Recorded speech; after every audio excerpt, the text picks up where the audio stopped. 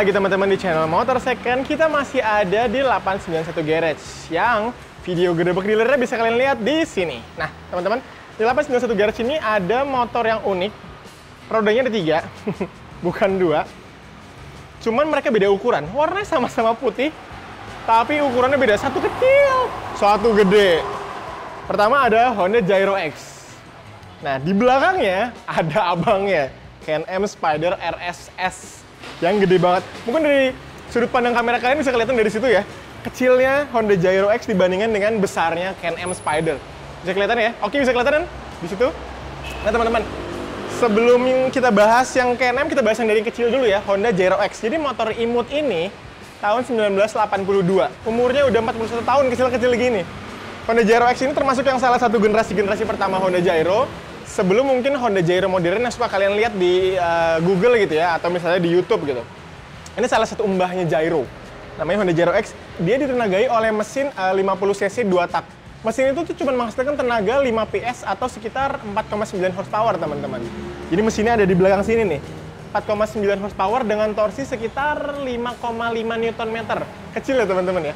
Cuman lebih dari cukup buat si Honda Gyro X ini melaju mengantarkan barang. Jadi kalau di Jepang sendiri Honda Gyro X ini dipakai oleh kurir gitu ya, atau nganterin barang, atau juga buat restoran, teman-teman. Jadi taruh di belakang si makanannya, terus dibawa gitu ya, dianterin ke yang beli. Nah, mungkin oke, bisa sini sedikit kita lihat fiturnya ya.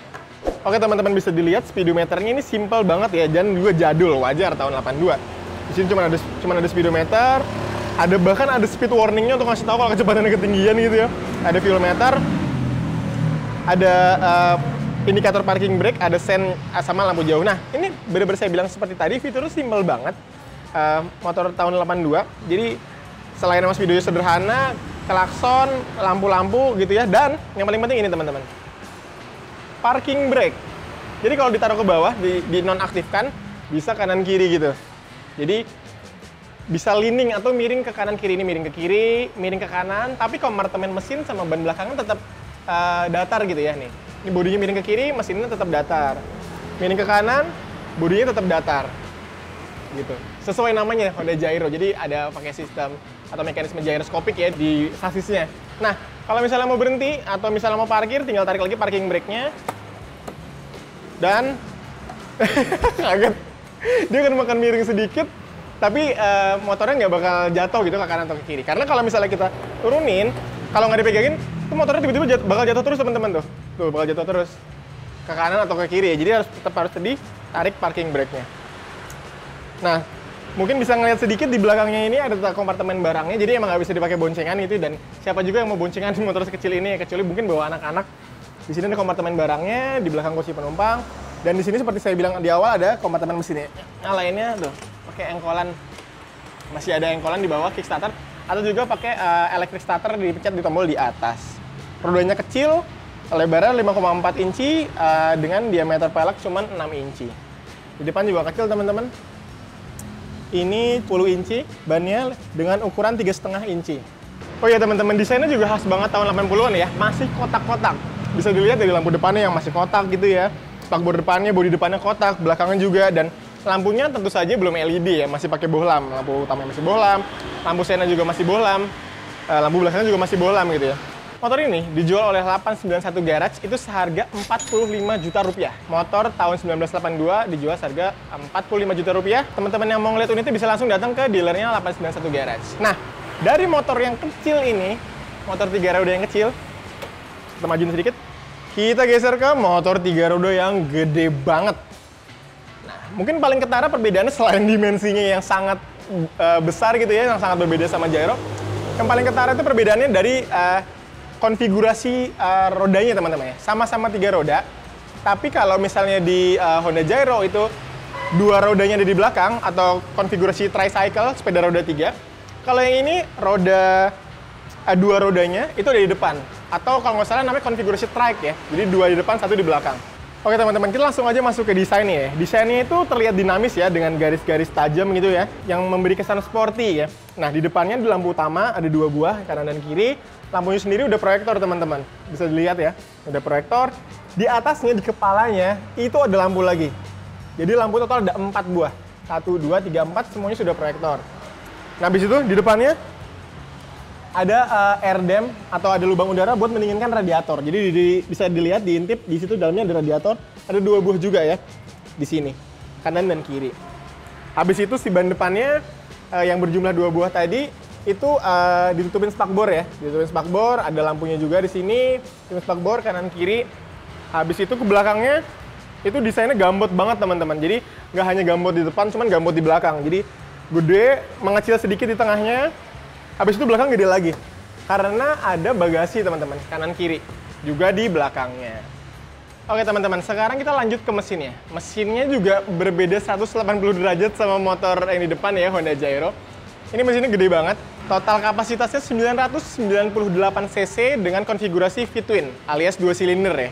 Mesinnya udah liquid cooled atau pendingin cairan. Habis itu udah pakai teknologi electronic fuel injection juga.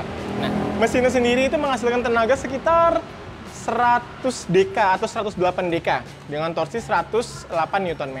Tenaga dari mesin V-twin tadi disalurkan ke roda belakang via belt. Nah, transmisinya sendiri ini unik teman-teman. Bukan pakai manual, bukan pakai otomatis, tapi semi otomatis. Jadi tetap harus masukin gigi gitu ya. Di sini ada saklar buat mindahin giginya, naikin turunin gigi, baru bisa jalan. Jadi nggak bisa digas doang kayak Matic, tapi nggak usah pakai kopling seperti motor manual pada umumnya. Transmisi 5 speed semi otomatis ke roda belakang tentunya. Nah, habis itu kalau kita bahas fitur ya, ini fiturnya cukup lengkap dan cukup banyak.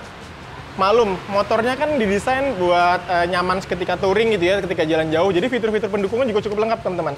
Salah satunya kita bisa lihat fiturnya tuh ada ini, penghangat hand grip atau penghangat grip gas ya. Jadi kanan kiri gripnya tuh ada penghangatnya. Yang bisa dinyalain, bisa dimatiin. Jadi kalau misalnya jalan di dataran tinggi atau di tempat yang dingin, itu tangan tetap hangat. Kemudian, itu suspensinya bisa disetting juga teman-teman. Bisa dibikin soft, bisa dibikin hard via setelan pneumatik. Nah teman-teman, selain fitur penghangat grip dan juga setelan suspensi, yang paling menarik, motor ini ada juga radionya. Yuk, sini, kita lihat dari dekat deh. Nah untuk melihat radionya, kita nyalain dulu motornya. Nah, di sini ada speedometer ya, kalau kita panel instrumennya ada speedometer. Di sini ada tachometernya. Di tengah-tengah ada layar LCD yang nampilin beberapa informasi. Nah, kita nunggu nyala dulu. Nah, ini teman-teman. Ini kalau kita pencet tombol ini, di sini ada tombol-tombol gantinya, di tombol mode.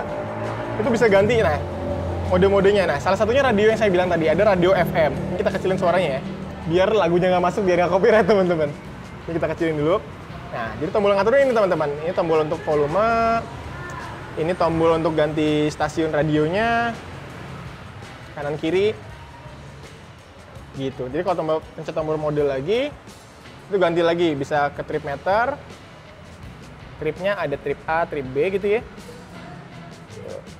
Ada average speed sama waktu ridingnya. Terus kalau dipencet tombol yang mode lagi ke preference atau masuk ke settingan menunya. Bakal bisa buat setting kontras layar LCD-nya, jam, bahasa, sama tanggal.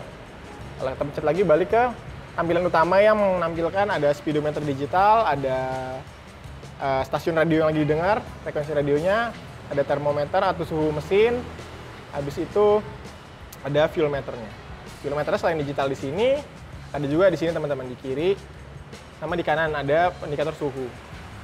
Gitu. Nah, masih di seputaran panel instrumen, masih di seputaran setang. Mungkin bisa dilihat lagi. Bisa dilihat lagi nih, di setang kiri tombolnya banyak ya, jelimet.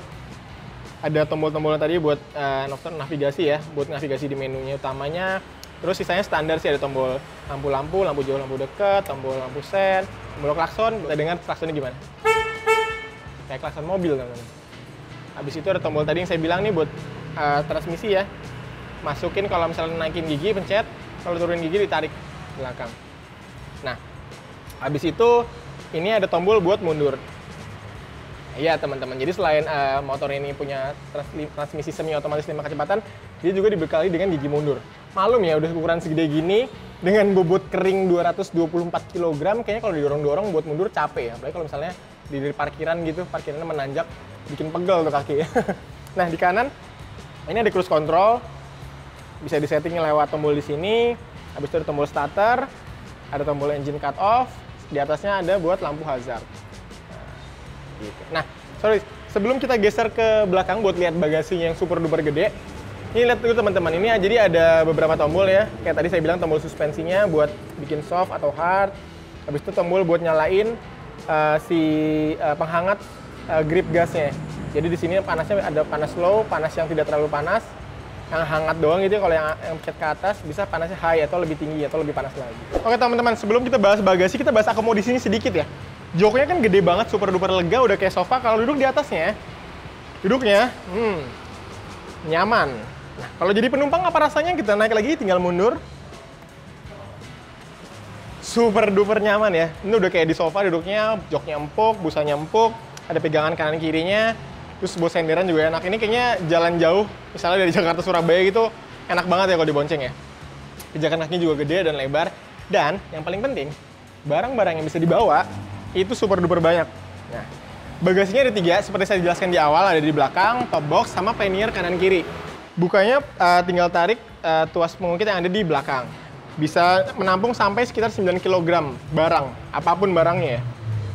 Habis itu kalau bagasi kanan kirinya atau pannier kanan kirinya, side boxnya dibuka dengan menarik tuas yang ada di kanan kiri tombol utama tadi.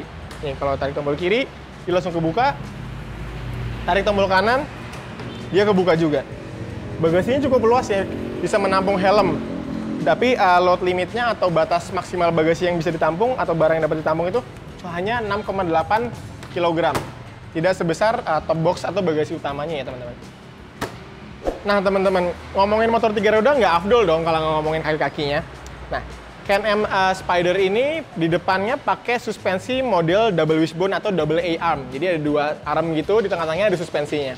Habis itu mengenai pelek dan ban yang digunakan, peleknya berukuran 15 inci, dibalut oleh karet bundar atau ban berukuran 165/55. Sedangkan suspensi belakang pakai swing arm dengan suspensi pneumatik ya. Bannya ukurannya lebih besar dari depan teman-teman. Ukurannya 225/55, tapi peleknya sama, 15 inci juga. Can-Am Spyder RTS ini dijual oleh 891 Garage seharga 525 juta. 525 juta untuk motor tahun 2015. Tentunya full paper dan bisa dilihat langsung unitnya di dealernya 891 Garage yang ada di Ciledug.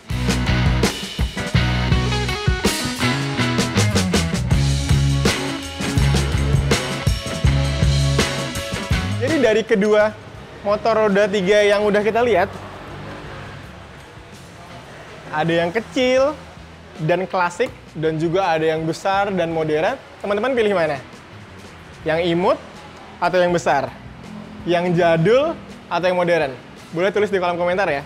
Kalau teman-teman tertarik untuk lihat langsung unitnya, bisa datang ke dealer 891 Garage yang ada di Ciledug. Alamat lengkapnya nanti saya kasih di kolom deskripsi, beserta kontaknya bisa dihubungi ya. Jadi kalian bisa langsung datang ke sini.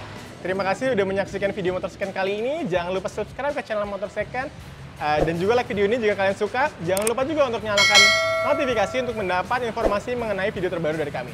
Tonton juga Otomotif TV untuk dapat informasi mengenai motor baru yang paling anyar dari pabrikan. Untuk informasi mengenai berita otomotif terlengkap, jangan lupa kunjungi otomotifnet.com. Sampai jumpa di video Motor Second berikutnya. Dadah!